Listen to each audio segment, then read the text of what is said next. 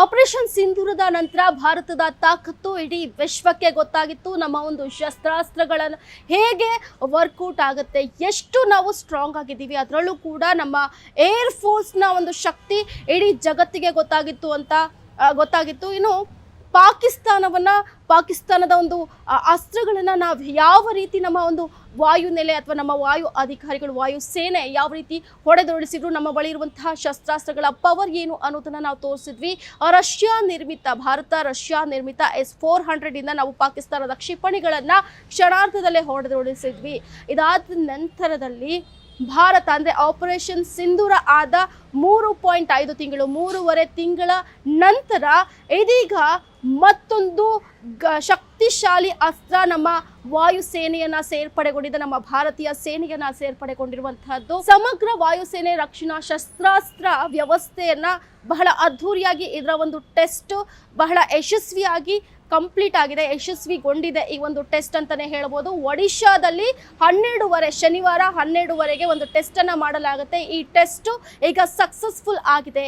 ಈ ವ್ಯವಸ್ಥೆಯನ್ನ ಸುದರ್ಶನ ಚಕ್ರ ಅಂತಾನೆ ಕರೆಯಲಾಗಿರುವಂತಹದ್ದು. ನಿಮ್ಗೆಲ್ರಿಗೂ ನೆನಪಿರಬಹುದು, August 15 ಅಂದ್ರೆ ಸ್ವಾತಂತ್ರ್ಯ ದಿನೋತ್ಸವದಂದು ಪ್ರಧಾನಿ ನರೇಂದ್ರ ಮೋದಿ ಅವರು ತಮ್ಮ ಭಾಷಣದಲ್ಲಿ ಹೇಳ್ತಾರೆ, ನಮ್ಮ ಒಂದು ಸೇನೆಯನ್ನ ಅಂದ್ರೆ ಮುಂದಿನ 10 ವರ್ಷಗಳಲ್ಲಿ ಬಹಳ ಶಕ್ತಿಶಾಲಿಯಾದಂತಹ ಒಂದು ವೆಪನ್ಸ್ ಏನಿದೆ ಅದು ನಮ್ಮ ಭಾರತೀಯ ಸೇನೆಯನ್ನ ಸೇರ್ಪಡೆಗೊಳ್ಳಲಿದೆ, ಅದರಲ್ಲೂ ಕೂಡ ನಮ್ಮ ವಾಯುಸೇನೆಯನ್ನ ಸೇರ್ಪಡೆಗೊಳ್ಳಲಿದೆ ಅಂತ ಪ್ರಧಾನಿ ನರೇಂದ್ರ ಮೋದಿ ಅವರು ಹೇಳಿದ್ರು.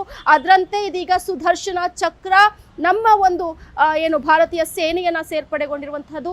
ಅದು ಆಪರೇಷನ್ ಸಿಂಧೂರ ಅಂದ್ರೆ ಪೆಹಲ್ಗಾಮ್ ಅಟ್ಯಾಕ್ಗೆ ಪ್ರತೀಕಾರ ದಾಳಿಯಾಗಿ ಭಾರತ ನಡೆಸಿದಂತಹ ಒಂದು ಆಪರೇಷನ್ ಸಿಂಧೂರ, ಅದು ಯಶಸ್ಸಿನ ನಂತರ 3.5 ತಿಂಗಳ ನಂತರ ಮತ್ತೊಂದು ಬಹಳ ಗಟ್ಟಿಶಾಲಿ ಒಂದು ಬಲಶಾಲಿ ಶಸ್ತ್ರ ನಮ್ಮ ಒಂದು ಆರ್ಮಿಯನ್ನ ಸೇರ್ಪಡೆಗೊಂಡಿದೆ ಅನ್ನುವಂತಹ ಒಂದು ವಿಚಾರ ಇಲ್ಲಿ ತುಂಬಾ ಹೆಮ್ಮೆಯ ವಿಚಾರ.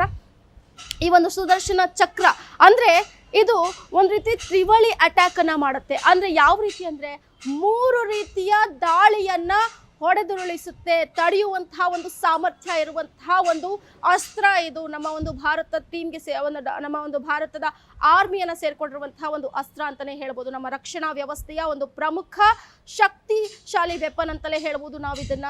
ಸೊ August 15ಗೆ ಪ್ರಧಾನಿ ನರೇಂದ್ರ ಮೋದಿ ಅವರು ಬಹು ಶೀಘ್ರದಲ್ಲೇ ನಮ್ಮ ಒಂದು ಆರ್ಮಿಯನ್ನ ಸೇರ್ಕೊಳ್ಳಲಿದೆ ಈ ಒಂದು ವೆಪನ್ ಅಂತಲೇ ಹೇಳಿದ್ರು. ಅದೇ ರೀತಿ ಈಗ ಸುದರ್ಶನ ಚಕ್ರ ವೆಪನ್ ಈಗ ಸೇರ್ಪಡೆಗೊಂಡಿದೆ. ಹಾಗಾದ್ರೆ ಇದರ ಕೆಲಸ ಏನು ಅಂತ ನಾವು ನೋಡುವ, ಅಂದ್ರೆ ಯಾವ ರೀತಿ ಇದು ವರ್ಕ್ ಆಗತ್ತೆ ಅನ್ನೋದನ್ನ ನಾವು ನೋಡಿದ್ರೆ, ಇದು ಶತ್ರುಗಳಿಂದ ಬಂದಂತಹ ಒಂದು ಮಿಸೈಲ್ ಇರ್ಬೋದು, ಡ್ರೋನ್ ಇರ್ಬೋದು, ಅಥವಾ ಇತರೆ ಒಂದು ವೆಪನ್ಗಳು, ವೈಮಾನಿಕ ದಾಳಿಗಳಂತ ಏನು ಕರಿತೀವಿ, ಆ ವೈಮಾನಿಕ ದಾಳಿಗಳು, ಡ್ರೋನ್ಗಳು, ಮಿಸೈಲ್ಗಳನ್ನ ಹೊಡೆದುರುಳಿಸುವಂತಹ ಒಂದು ರಕ್ಷಣಾ ವ್ಯವಸ್ಥೆಯೇ ಈ ಸುದರ್ಶನ ಚಕ್ರ.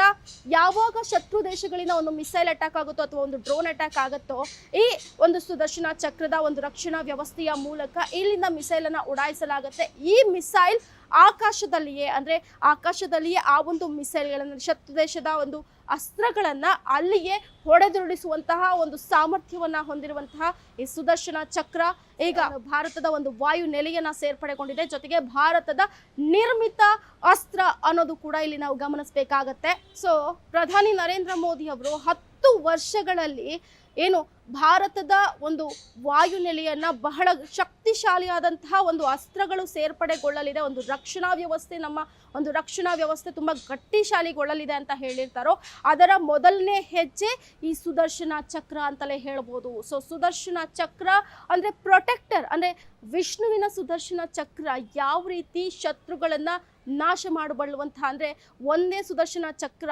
ಇಡೀ ಬೇಕಾದ್ರೆ ವಿಶ್ವಕ್ಕೆ ಪ್ರಳಯವನ್ನ ತರಬಹುದು ಅನ್ನುವಂತಹ ಒಂದು ನಂಬಿಕೆ ಇದೆಯೋ, ಅದೇ ಒಂದು ಹೆಸರಲ್ಲಿ ನಮ್ಮ ಒಂದು ರಕ್ಷಕ ಅಥವಾ ನಮ್ಮ ಒಂದು ರಕ್ಷಣಾ ಅಸ್ತ್ರವನ್ನ ಇದಕ್ಕೆ ಒಂದು ಇರುವಂತಹದ್ದು ಅಂತಲೇ ಹೇಳ್ಬೋದು.